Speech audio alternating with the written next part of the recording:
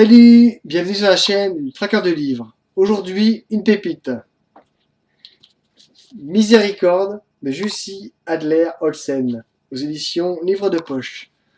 C'était une vraie surprise pour moi, je m'attendais pas du tout à ce type de livre. En général, quand ça vient des auteurs nordiques, on a plus l'habitude d'avoir des écrits bruts de décoffrage, rugueux, durs. Euh, Là, on a affaire à quelque chose d'un petit peu différent. Moi, j'ai trouvé ça super intéressant, très prenant. L'enquête est très bien faite.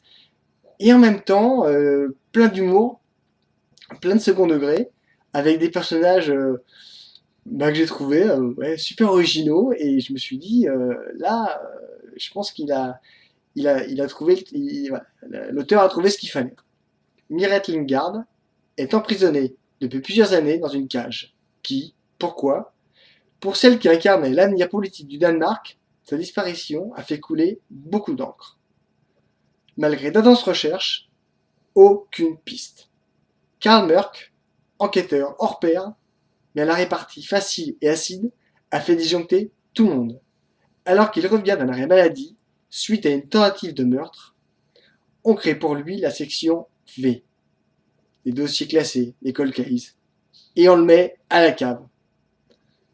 Pour l'aider dans sa tâche, son supérieur, le adjoint un émigré syrien, Hafez el-Assad, aussi original que mystérieux. Leur première affaire, la disparition de Meret Lingard. Très vite, ils se rendent compte que l'enquête a été bâclée 5 ans auparavant. Des pistes inexploitées, des incohérences, c'est un déclic. C'est leur déclic. Leur premier job, la retrouver. Le fait qu'ils soient tranquilles dans la cave les arrange.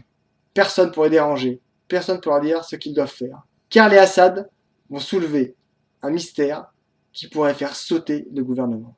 Une histoire menée tambour battant, on est secoué dans tous les sens, on va un peu partout avec des personnages qui sont aussi touchants que forts. On est vraiment, parfois on a le sourire aux lèvres, parfois on tremble.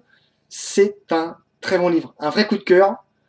Allez-y, lisez-le, éclatez-vous. Il y en a d'autres derrière. Moi, autant vous dire que je vais les lire. Bonne lecture. Likez, commentez, partagez. On peut en parler aussi. Parlez-en autour de vous.